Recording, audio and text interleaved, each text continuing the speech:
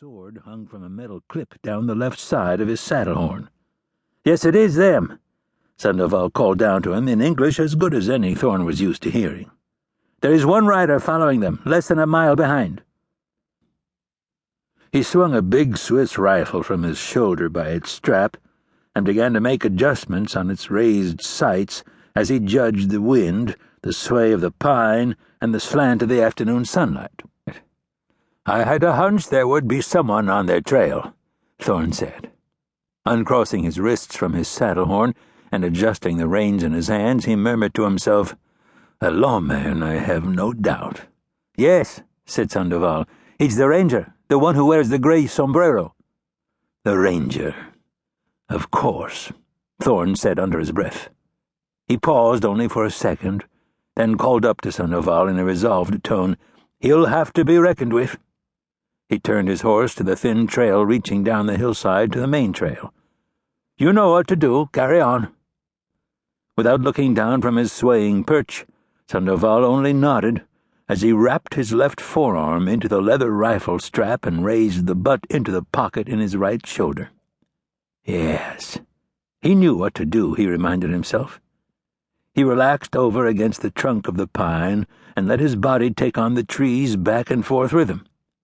He squatted deep on his right leg, his knee almost to his chin, his left leg hanging loose down past the bough beneath him in order to serve as a counterbalance when the recoil of the big rifle punched his shoulder. He had learned this type of shooting by wrapping a safety rope around the mast of a ship and tying off before making his shots. But not these days. Tying off was for beginners. He knew the rifle and its recoil, how to rock back with it just enough and not let it unseat him. This weapon had become a part of him over the past year.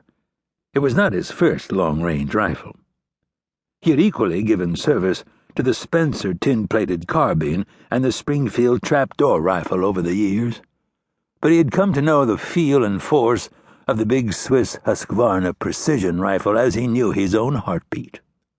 Beneath him, the Cuban rifleman caught a peripheral glance of Thorne riding down the steep hillside and out across a rocky stretch of flatlands leading toward town.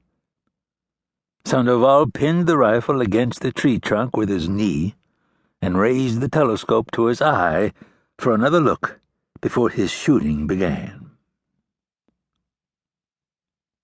Young Arizona Ranger Sam Burrack saw the rise of trail dust coming toward Mitten Hill from the west, beneath a line of hills on the opposite side of the sandy flatlands. It could be anyone, he told himself, letting the big Appaloosa stallion pull the trail beneath him at a fast, strong pace. Taking on a gang the size of the Black Valley Riders had him looking over his shoulder a little more than usual. A gang that size was capable of anything, he thought, riding on. A haze of dust still loomed in the evening air from the three riders who had stirred it up only moments before him. As he neared the edge of town, Sam slowed the stallion to a walk and whispered down to it, patting its sweaty withers, "Easy, Blackpot. You got us here. We're in no hurry now." The stallion chuffed and cantered down, slinging its wet mane back and forth. The ranger eyed the wide dirt street ahead of him and realized what a perfect setup this would be for an ambush. Late afternoon, the empty street, a town of working men resting from the heat of the day before venturing out to the cantinas and gambling parlors. He saw no sign of the three men's horses at the hitch rails along the street. He might not have been on the job long, but he could recognize when things weren't quite right. And this was one of those times, he knew.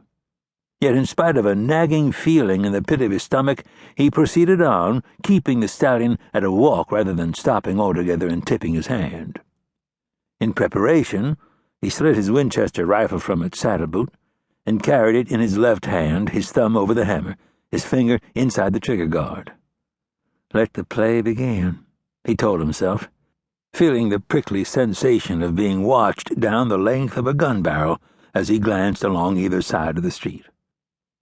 It was with almost a sense of relief when he saw two of the three men step out of an alleyway and move to the middle of the street facing him.